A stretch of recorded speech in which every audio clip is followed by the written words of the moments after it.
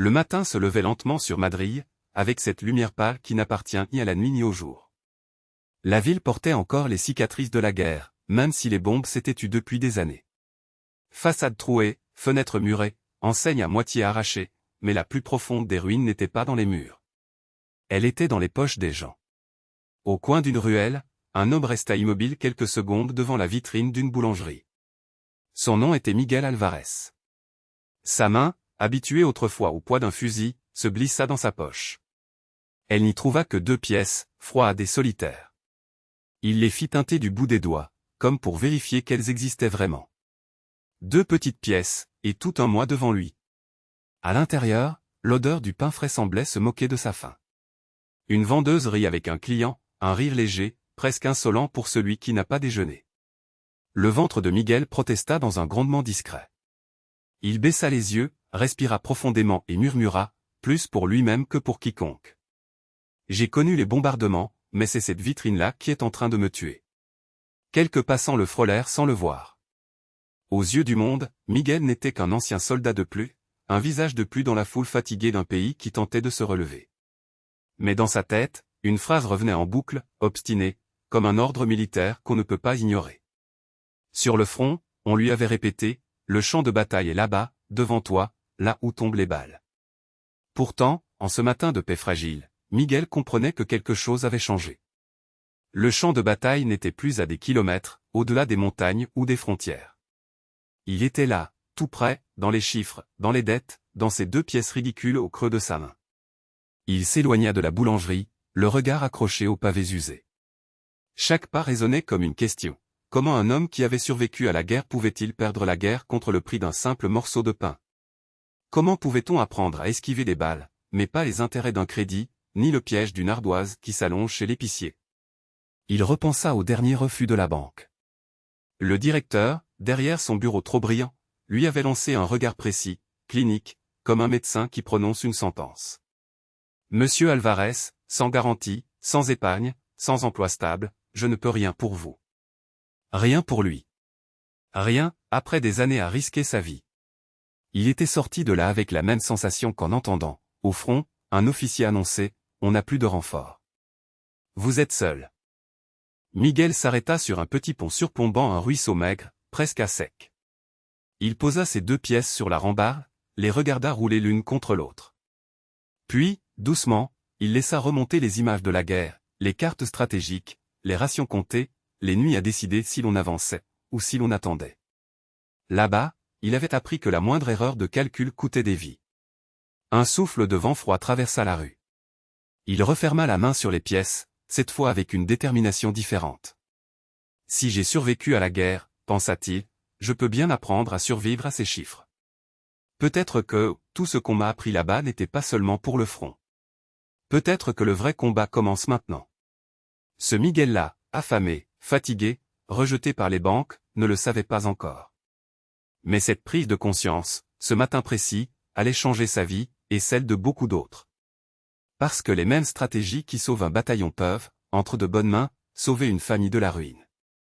Et vous, en écoutant l'histoire de Miguel, où sentez-vous aujourd'hui votre champ de bataille financier? Dans vos dettes, dans vos impulsions, dans la peur du lendemain? Restez avec moi. Dans les prochains instants, vous allez voir comment un ex-soldat brisé va transformer la logique implacable de la guerre, en une arme silencieuse et puissante pour la liberté financière. Madrid, 1946. Le brouillard du petit matin restait suspendu au-dessus des ruelles étroites, comme si la guerre refusait de partir avec la nuit. Miguel avançait, les mains dans les poches vides, le ventre creux, le regard perdu entre les vitrines cassées et les façades encore trouées par les balles. L'odeur du pain chaud, rare et précieux, venait d'une boulangerie au coin. Il s'arrêta. Devant la vitrine, une mère comptait ses pièces, les lèvres serrées, pendant que son fils collait son nez contre la glace. « Maman, on peut prendre 2 pains?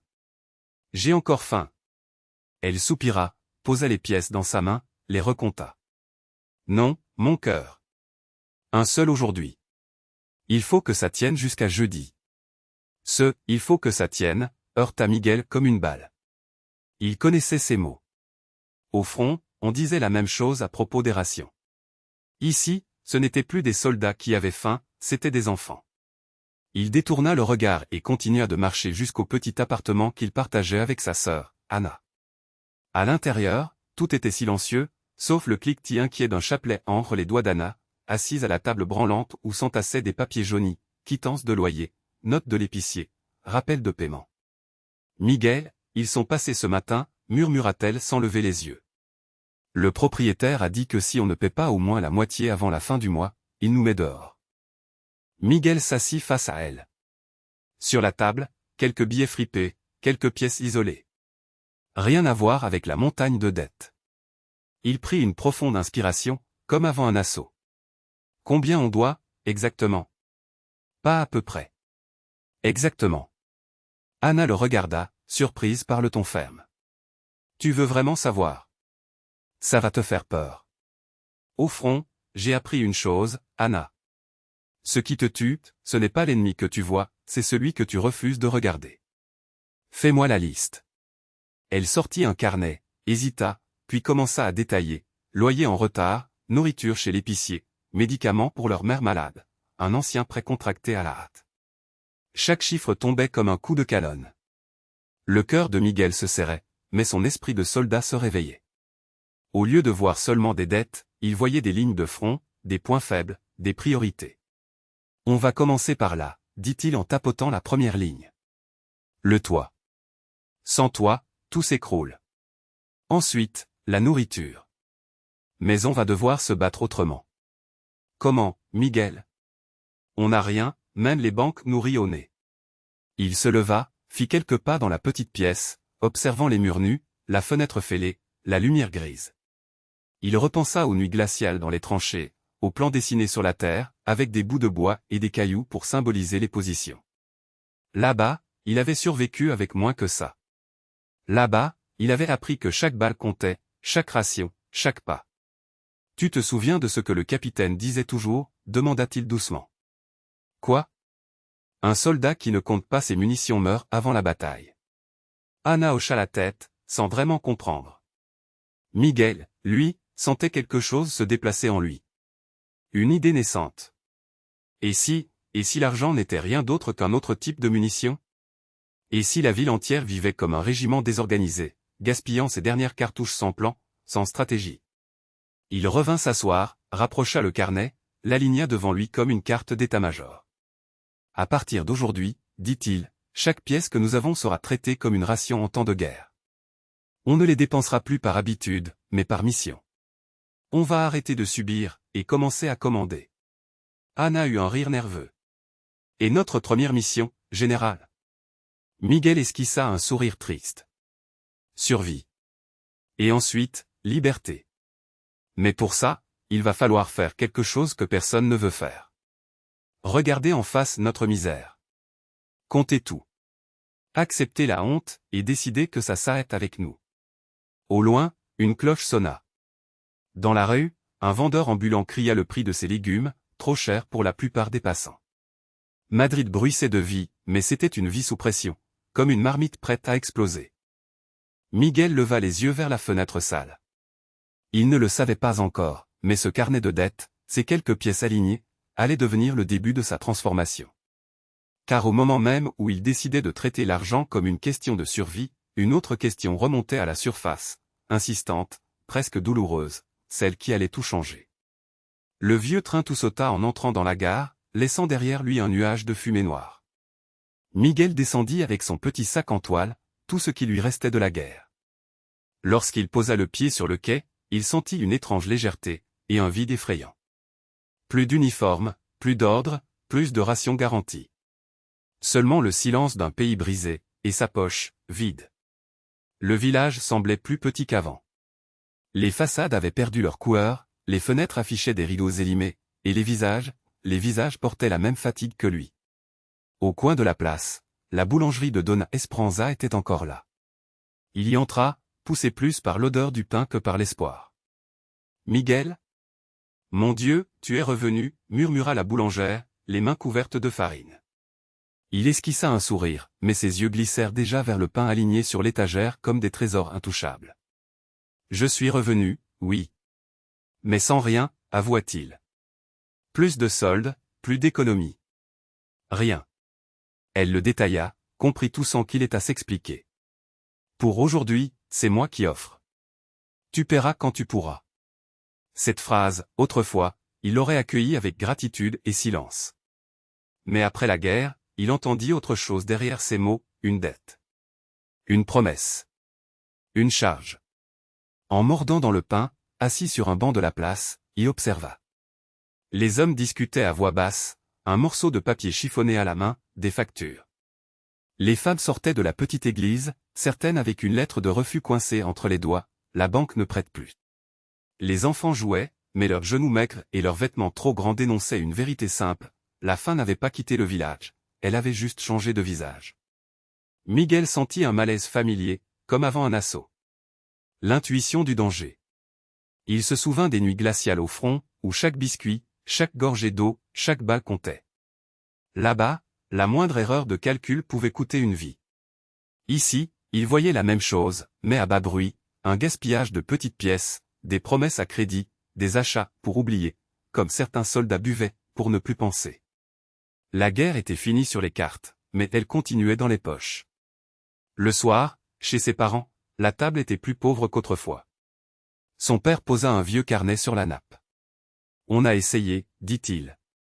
Cultiver plus, vendre plus. Mais les prix changent tout le temps. On ne comprend rien. On dépense, et à la fin du mois, il ne reste rien. C'est comme si l'argent disparaissait. Miguel ouvrit le carnet. Des colonnes mal tracées, des dépenses confondues, des achats répétés, des petits prêts aux voisins jamais remboursés. Il eut un vertige. Ce désordre lui rappelait un champ de bataille sans carte, sans plan. Il releva la tête, le regard soudain plus ferme. Là-bas, continua-t-il doucement, si on utilisait les munitions comme vous utilisez l'argent ici, personne n'aurait survécu plus d'une semaine. Sa mère fronça les sourcils. Tu veux dire qu'on fait n'importe quoi?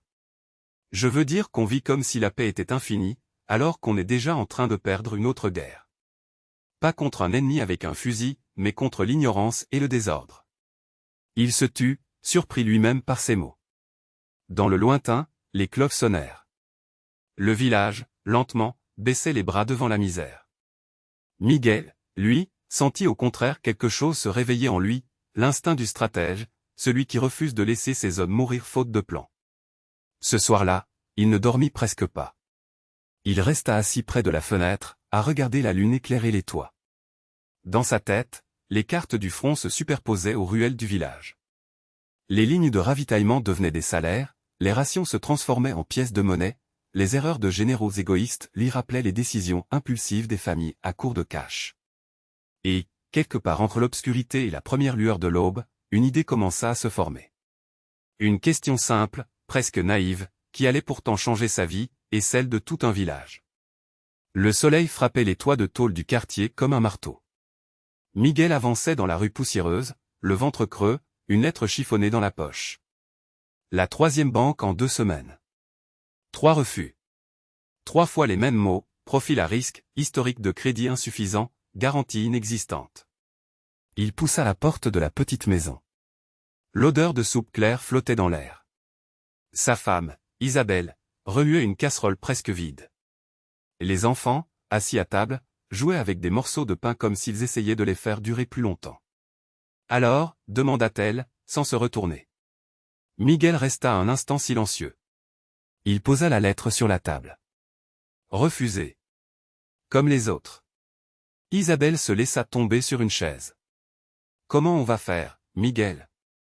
Le propriétaire veut l'argent du loyer. Et la boutique, sans stock, on ne vendra rien. Il la regarda longuement. Dans ses yeux, il retrouva la même peur qu'il avait vue chez les jeunes soldats la nuit avant la bataille. Cette peur-là, il la connaissait. Mais quelque chose, en lui, refusait de se laisser abattre. « Tu te souviens de Belchite ?» demanda-t-il soudain. Isabelle fronça les sourcils. « La bataille ?» Miguel, pourquoi tu ? Là-bas, on n'avait rien, Isabelle. Pas de renfort, pas de munitions, presque pas de nourriture. Si on avait attendu que quelqu'un vienne nous sauver, on serait tous morts. On a tenu parce qu'on a appris à compter chaque balle, chaque miette, chaque minute. On les traitait comme de l'or. Il prit un des petits morceaux de pain des mains de sa fille, le posa au milieu de la table. Regarde ça. Pendant la guerre, on aurait partagé ce morceau entre 4 hommes. Une bouchée chacun. Et on aurait survécu un jour de plus. Il marqua une pause. Tu sais ce que je suis en train de comprendre. Après la guerre, on m'a appris que la richesse, c'est l'argent qu'on n'a pas. Les crédits qu'on nous refuse. Les billets qu'on ne tient jamais entre nos doigts. Mais sur le front, la richesse, c'était ce qu'on avait déjà dans la main. Même si c'était presque rien. Isabelle suivait ses gestes, plus calme. Et alors? Alors. Miguel inspira profondément. Peut-être qu'on fait la même erreur que les généraux. Ils planifiaient des grandes offensives en oubliant de compter le nombre réel de soldats et de balles. Nous, on rêve d'un grand prêt, d'un grand coup de chance, et on oublie de regarder ce que l'on a vraiment, ici, maintenant. Il désigna la pièce. On a cette maison, même si le loyer est en retard. On a un peu d'ustensiles. On a tes mains, mes mains, ton savoir-faire en cuisine. On a ce quartier, ces voisins qui ont faim comme nous. Et il tapota sa tempe. On a ce que la guerre m'a laissé, l'art de survivre avec presque rien. Un silence tomba dans la cuisine. Au loin, on entendait le cri d'un vendeur ambulant. Miguel reprit, plus doucement, sur le front, j'ai appris 3 choses qui nous ont gardés en vie, l'organisation, la discipline, et la vision à long terme. Sans ça, on gaspillait les rations, on mourait de faim en 3 jours. Peut-être que notre argent, on le traite comme ces soldats imprudents qui finissaient leur vivre la première nuit. Isabelle baissa les yeux. Tu veux dire, qu'on gaspille. Mais on n'a presque rien. Justement. Quand on n'a presque rien, chaque erreur coûte plus cher. Une petite dépense inutile, c'est comme allumer une cigarette dans le noir du champ de bataille, ça attire les balles. Une promesse de crédit facile, c'est comme une route, plus courte, remplie de mines. Tu te souviens de l'ami de ton cousin? Il a pris ce prêt rapide, maintenant, il travaille pour payer des intérêts qu'il ne comprend même pas. Il alla jusqu'à la fenêtre. Dans la ruelle, des enfants jouaient avec une boîte de conserve. Tu vois ces gamins? Personne ne leur a appris que l'argent, c'est comme les rations de guerre. On croit que c'est pour dépenser, pas pour survivre. Personne ne leur a montré qu'un jour, chaque pièce qu'ils auront entre les mains pourra être soit une balle perdue, soit une protection pour leur futur. Il se tourna vers Isabelle, un éclat nouveau dans le regard. Je ne sais pas encore comment, mais je sens une chose, ce que j'ai appris à la guerre, peut sortir ce quartier de la misère.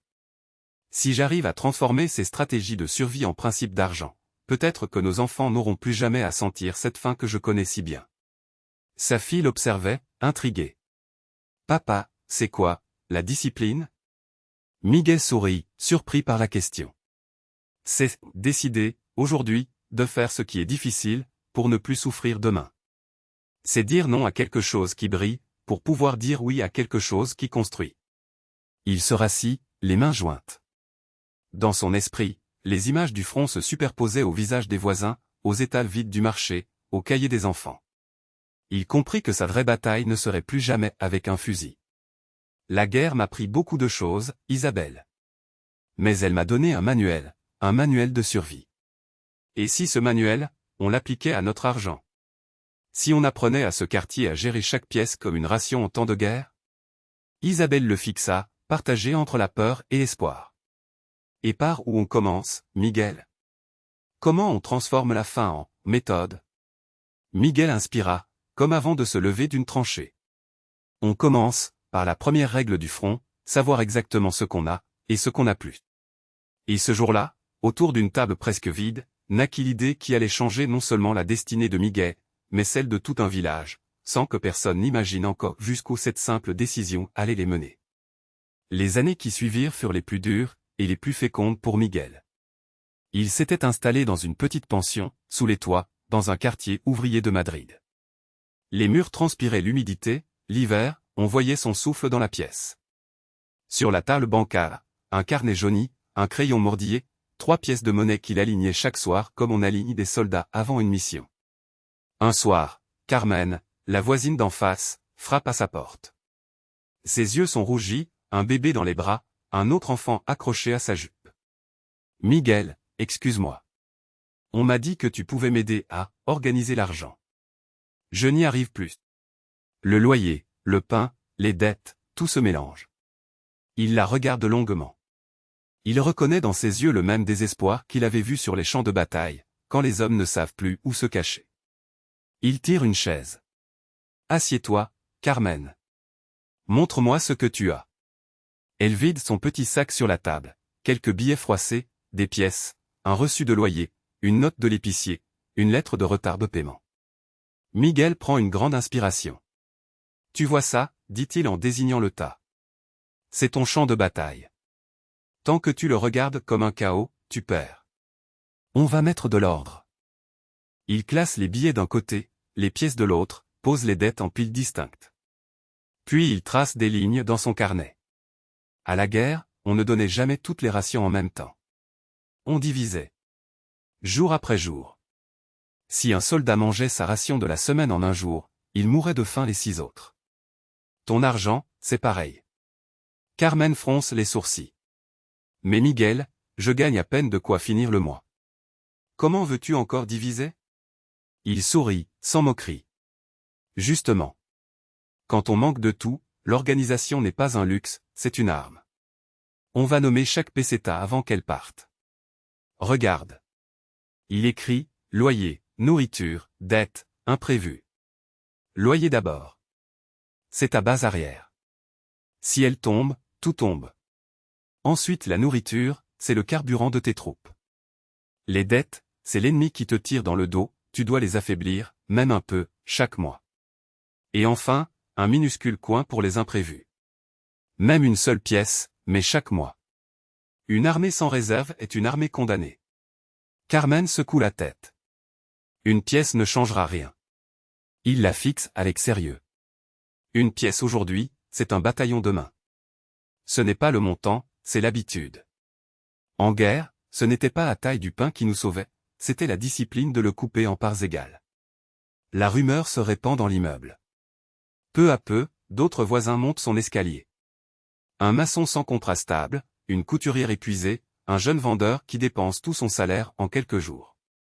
Tous s'assoient à cette même table branlante, sous cette même ampoule nue, et Miguel répète les mêmes principes, comme un commandant qui briefe sa troupe avant l'assaut. L'argent, ce n'est pas seulement des chiffres, leur dit-il un soir. C'est vos peurs, vos envies, votre impatience. À la guerre, on mourait souvent parce que quelqu'un paniquait et sortait de la tranchée au mauvais moment. Dans vos finances, la panique vous fait acheter, emprunter, fuir les factures. Vous devez apprendre à respirer avant d'agir. Il leur apprend un rituel simple, chaque fois qu'ils reçoivent de l'argent, ils doivent s'asseoir, respirer profondément 3 fois, puis seulement décider où chaque billet ira. Les premiers temps, ils se sentent ridicules. Mais peu à peu, les cris d'angoisse du quartier deviennent plus rares, remplacés par des conversations feutrées autour de carnets et de pièces soigneusement rangées.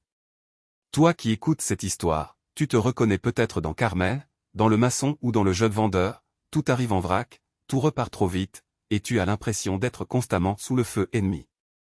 Si tu devais étaler ton argent sur une table, là, maintenant, ressemblerait-il à un champ de bataille chaotique, ou à un plan d'attaque organisé? Miguel, lui, ne le sait pas encore, mais ce petit rituel de cuisine va dépasser les murs de son immeuble. Car un jour, quelqu'un frappe à sa porte avec une proposition qui va tout changer. Le carnet de Miguel se remplit de chiffres et de petites notes, mais ce ne sont plus seulement des comptes, ce sont des histoires. Chaque ligne raconte une décision, un renoncement, une petite vitria silencieuse. Une nuit, assis à la table en bois, la lampe à pétrole jetant une lumière jaune, il trace 3 colonnes, nécessaire, confort, caprice. Il appelle Carmen. Regarde, dit-il en tapotant le papier. À la guerre, on avait 3 priorités, survivre aujourd'hui, pouvoir se battre demain, et gagner la paix après. Ici, c'est pareil. Nécessaire, c'est survivre. Confort, c'est se préparer pour demain. Caprice, c'est ce qui nous fait perdre la guerre sans qu'on s'en rende compte. Carmen fronce les sourcils. Mais parfois, on a besoin de respirer, Miguel. De se faire un petit plaisir. Il sourit doucement. Oui. Mais comme en campagne, on ne gaspille pas les munitions pour tirer en l'air. On choisit bien votre cible. Si on veut un caprice, on le planifie, on l'économise. Comme une opération spéciale. Peu à peu, les voisins commencent à remarquer le changement. Miguel ne demande plus de crédit au boulanger, il paie comptant, même pour de petites sommes. Un jour, le boulanger, José, le regarde longuement. Toi, tu n'es plus le même qu'à ton retour. Qu'est-ce qui a changé? Les prix sont les mêmes pour tout le monde, pourtant. Miguel prend une inspiration. Ce qui a changé, José, ce n'est pas l'argent. C'est ma stratégie. Avant, je dépensais comme si la guerre était finie. En fait, elle venait juste de commencer, ici, dans ma poche. Le soir suivant, 3 hommes du village frappent à sa porte. Ils veulent comprendre cette histoire de colonne. Miguel hésite, puis il les fait entrer. Sur la table, il déploie un nouveau papier, plus grand. Imaginez, commence-t-il, que votre salaire, c'est un convoi de ravitaillement. Si vous laissez les émotions décider, tout le village se jette dessus, chacun prend pour soi, et le front, là-bas, reste sans munitions. Le front, pour vous, c'est quoi? Vos dettes. Votre loyer? Votre dignité? L'un d'eux, Andrés, baisse les yeux. Le front, pour moi, ce sont les créanciers qui viennent crier devant ma porte. Miguel hoche la tête. Alors, on va commencer par là. D'abord, sécuriser le front. Après, on pensera au reste. Les hommes écoutent, silencieux. Pour la première fois, ils ne se sentent pas idiots parce qu'ils ne comprennent pas les chiffres. Miguel ne leur parle pas comme un banquier, mais comme un camarade de tranchée. À partir de maintenant, chaque pièce que vous dépensez doit avoir une mission claire, comme un soldat. Si elle n'a pas de mission, elle est perdue. Et un soldat perdu affaiblit tout le bataillon. Il les regarde un à un, puis ajoute avec gravité, la pauvreté ne vient pas seulement du peu qu'on gagne, mais souvent du peu qu'on commande à notre argent. Qui commande chez toi, aujourd'hui? Toi, ou tes impulsions? Un silence lourd tombe dans la petite pièce. Cette question ne quittera plus le village, et encore moins Miguel, qui sent confusément que ce qu'il commence ici va dépasser de loin les murs de sa maison. Ce soir-là, la petite salle communale est pleine à craquer. Les murs sentent encore l'humidité et la chaux fraîche, mais au fond, derrière la table bancale, Miguel se tient droit, la veste élimée, les yeux calmes. Devant lui, une vingtaine de visages marqués par la fatigue, des veuves, des ouvriers, des paysans revenus du front, quelques jeunes qui n'ont connu que la faim comme horizon. On a allumé 2 lampes à pétrole, leur lumière tremblante découpe des ombres longues, comme si la guerre n'avait jamais vraiment quitté le village. Miguel pose une poignée de petites pièces sur la table. Elle teinte, faisant taire les chuchotements. Pendant la guerre, dit-il, une ration de pain pouvait décider qui vivait, et qui ne vivait pas. Aujourd'hui, c'est la même chose. Sauf que nos rations, ce sont ces pièces-là. Un murmure parcourt la salle. Une femme lève la main, nerveuse. C'est Isabelle, mère de 3 enfants. Mais Miguel, nous n'avons presque rien. Comment veux-tu que l'on organise ce rien? On survit déjà au jour le jour. Il la regarde, doucement, comme s'il se voyait lui-même à son retour du front. Justement, Isabelle. Sur le champ de bataille, on n'avait jamais assez. Pas assez d'hommes, pas assez de munitions, pas assez de nourriture. Pourtant, ceux qui survivaient n'étaient pas ceux qui avaient le plus, mais ceux qui faisaient le moins d'erreurs avec le peu qu'ils avaient. Votre argent, c'est pareil. Il aligne 3 petites pierres devant lui, une blanche, une grise, une noire. Pierre blanche, ce qui est vital. Manger, se loger, garder vos enfants au chaud. Si une dépense ne protège pas votre vie ou votre dignité, elle n'est pas blanche. Pierre grise, ce qui améliore la vie, sans être vital. Une chaise plus confortable, un vêtement un peu meilleur. Pierre noire, ce qui vous fait plaisir 5 minutes, et vous fait souffrir des mois. Les cartes à crédit que l'on vous propose, les achats impulsifs, les promesses de payer plus tard. Pendant la guerre, plus tard signifiait souvent jamais. En finance, plus tard veut souvent dire avec intérêt. Un jeune homme au fond, Ravière, croise les bras, sceptique. Et si je n'arrive même pas à couvrir les pierres blanches? À quoi bon trier? Miguel sourit tristement. Tu as déjà combattu en étant certain de gagner? Non. Mais tu y es allé quand même. Trier, c'est ton premier acte de guerre contre la misère. Quand tu refuses une dépense noire, même minuscule, tu coupes les munitions de ton ennemi, la dette. Le silence se fait lourd. Chacun pense à ses propres pierres noires, le prêt du cousin jamais remboursé, la bouteille de plus à la taverne, le crédit contracté pour acheter ce qu'on voulait, et non ce dont on avait besoin. Miguel continue, sa voix se fait plus basse, presque confidentielle. On m'a un jour refusé un prêt en me disant que je n'étais pas digne de confiance. Je suis sorti, le sang bouillant. J'ai voulu me prouver à moi-même que j'avais de la valeur, en dépensant n'importe comment, pour oublier. C'était ma plus grande erreur de soldat, de la paix. Je me battais contre les banques, alors que le véritable ennemi, c'était ma propre impulsion. Il marque une pause, laisse ses mots retomber comme de la pluie sur une terre sèche. Dites-moi, contre quoi vous vous battez, vous, quand vous dépensez? Contre la peur de manquer? Contre la honte d'être pauvre? Ou contre le silence de vos propres émotions? Quelques visages se baissent. D'autres rougissent. Pas parce qu'ils ne savent pas, mais parce qu'ils savent trop bien. Ce n'est pas qu'une question de chiffres, poursuit-il. C'est une question de blessure. Tant que vous dépensez pour guérir une douleur que vous refusez de regarder, vous serez perdant. Pendant la guerre, il fallait accepter la peur pour pouvoir avancer. Dans la paix, il faut accepter la vérité sur notre relation à l'argent pour changer notre destin. Il regarde chaque personne, lentement, comme s'il signait un pacte silencieux avec chacun. Dans la prochaine réunion, je vais vous montrer comment j'ai transformé mes souvenirs de tranchées en un plan très concret, étape par étape, pour ne plus vivre au jour le jour. Mais avant ça, il se penche un peu vers eux, la voix chaude. Dites-moi, quand vous pensez à l'argent, quelle est la première émotion qui surgit en vous? La peur, la colère, la honte, ou l'espoir? Les années passèrent, et le petit village où Miguel était revenu en loc ne ressemblait plus à ce qu'il avait connu. Un soir d'automne, la vieille place centrale était méconnaissable, les façades, autrefois écaillées, avaient été repeintes, les volets rafistolés, une lumière chaude s'échappait des fenêtres. Devant la boulangerie, un banc neuf en bois clair remplaçait la planche branlante où les anciens se plaignaient autrefois de tout et de rien. Miguel avançait lentement, canne à la main, les pas un peu lourds mais le regard vif. Il observait.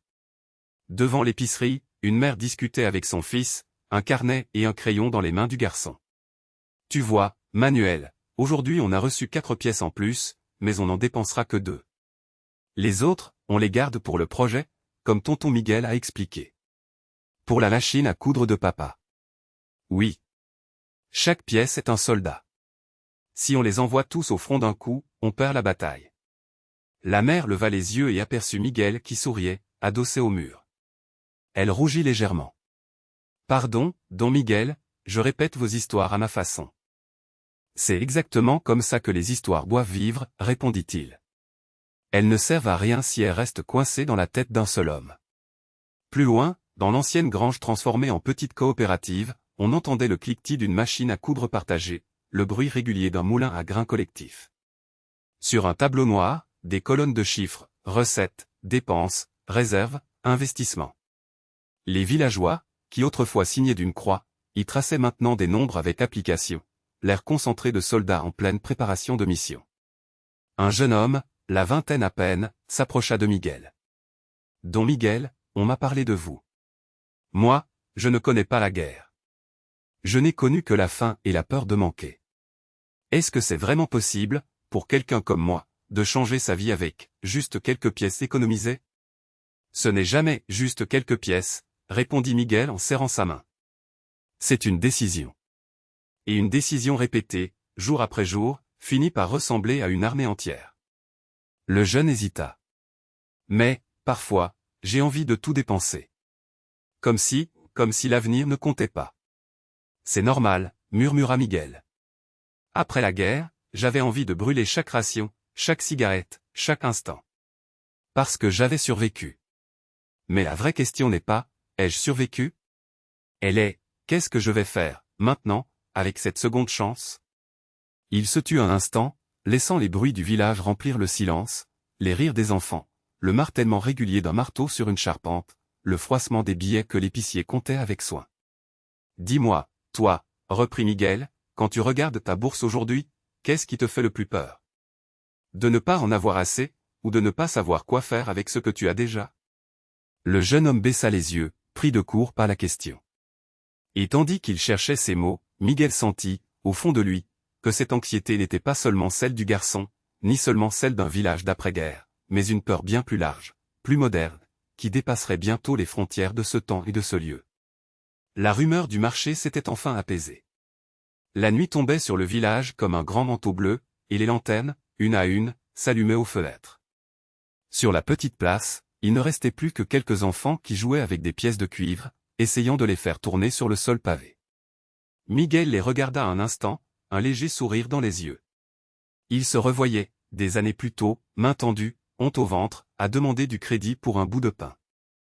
Derrière lui, la salle communale sentait encore la craie, le café et le bois usé. Les familles venaient de partir, laissant sur les tables des cahiers ouverts, des colonnes de chiffres maladroits, des rêves écrits à l'encre bleue. Miguel passa la main sur l'un de ces cahiers. En haut, en grandes lettres un peu tremblantes, quelqu'un avait écrit « Plan pour que mes enfants ne connaissent jamais la faim ». Il ferma doucement le carnet, comme on referme un secret précieux. Une voix se fit entendre dans son dos. « Senor Alvarez ». Il se retourna. C'était Diego, le jeune homme qui avait voulu tout quitter pour la ville, persuadé que le village était une condamnation à la pauvreté. Ses yeux n'avaient plus la même dureté que le premier jour où ils s'étaient rencontrés. « Vous pensez vraiment que, on peut y arriver? Sortir de tout ça, changer ?» Miguel s'approcha de lui, posa une main ferme sur son épaule. « Mon garçon, j'ai vu des villes rasées, des hommes sans rien, ni maison, ni famille, ni futur. Et pourtant, certains se sont relevés. Pas grâce à la chance. Grâce à ce qu'ils décidaient de faire chaque jour avec les 3 choses qu'il leur restait, leur temps, leur énergie, et les quelques pièces qu'ils avaient encore en poche. L'erreur, c'est de croire que ton ennemi, c'est la pauvreté. Non. Ton vrai ennemi, c'est l'illusion que demain, ce sera différent si tu continues à faire exactement la même chose qu'aujourd'hui. Diego baissa les yeux. Mais moi, je n'ai rien. Miguel sourit doucement. Tu as plus que tu ne crois. Tu as un cerveau capable d'apprendre, 2 mains capables de produire, et un cœur capable de supporter l'inconfort pendant un temps pour un bien plus grand demain. Pendant la guerre, nous avons survécu avec moins que cela. Ici, en paix, avec un peu de discipline et de vision, tu peux faire bien davantage. La vraie bataille n'est plus dans les tranchées. Elle est dans la manière dont tu traites chaque pièce qui passe par tes doigts. Le silence s'installa. On entendait au loin un chien aboyer, quelqu'un refermait un volet. Diego inspira profondément. Et, si j'ai déjà fait n'importe quoi avec mon argent? Si j'ai déjà perdu plusieurs batailles? Miguel se mit à rire, un rire court, à moitié douloureux, à moitié tendre. Tu crois que moi, je n'ai pas perdu de bataille? Tu connais mon histoire, tu connais mes dettes, tu connais la faim que j'ai ressentie. Mais écoute-moi bien, même la guerre la plus sanglante finit par un cessez-le-feu. Ta vie financière aussi peut en connaître un. Tu peux décider, aujourd'hui, que c'était la dernière fois que tu utilises ton argent sans stratégie. Ce n'est pas la taille de ta paye qui décide de ton avenir, c'est la clarté de ton plan et la fermeté de tes choix. Il fit un geste vers la fenêtre, montrant les petites maisons alignées dans la nuit. Regarde ces toits. Il y a 10 ans, ce village dépendait de la charité et des crédits impossibles. Aujourd'hui, il y a des réserves, des petits commerces qui tiennent debout, des familles qui économisent pour l'éducation de leurs enfants. Rien de magique. Juste des gens ordinaires qui ont accepté d'affronter leurs chiffres comme on affronte un champ de bataille, avec lucidité, stratégie, et sans se mentir. Diego hocha lentement la tête. Et moi, par où je commence? Miguel le fixa, intensément. Tu commences par faire ce que la plupart des gens n'ont jamais le courage de faire, regarder ta vérité financière en face. Pas demain.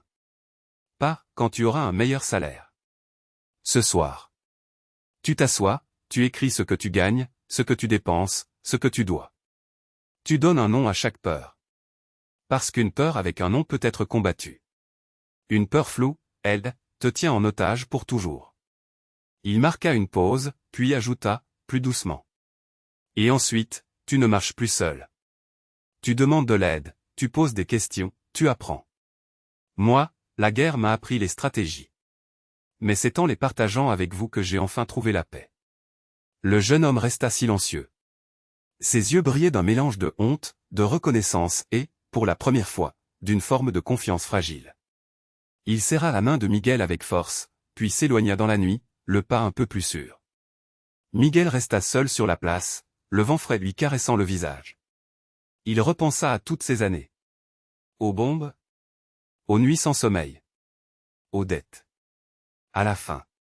Et à ce moment précis où il avait compris que, si la guerre l'avait presque détruit, elle lui avait également donné une chose inestimable, la conscience que l'absence de stratégie financière pouvait dévaster plus de vies, et plus silencieusement, que n'importe quel canon. Il parlait maintenant à des paysans, à des maires, à des ouvriers. Mais en réalité, chaque fois qu'il ouvrait la bouche, il s'adressait aussi aux jeunes soldats apeurés qu'il avait été. « Tu as survécu, Miguel », se dit-il intérieurement. « Maintenant, aide les autres à survivre à leur propre bataille. » Puis, comme s'il s'adressait à quiconque l'écouterait au-delà de cette petite place perdue dans le temps, il pensa encore. « Et toi, qui m'entends aujourd'hui, où en es-tu dans ta propre guerre avec l'argent? Quelle est ta plus grande douleur, celle qui t'empêche de dormir et que tu n'oses avouer à personne? » La nuit était presque complète, mais dans une maison au loin, une lumière restait allumée. Quelqu'un, quelque part, venait peut-être de décider de prendre un cahier, un stylo, et de commencer enfin à écrire son propre plan de bataille. Et peut-être que ce soir, comme Diego, tu choisiras de ne plus fuir tes chiffres, mais de les affronter, pas à pas, pour reconquérir ta liberté.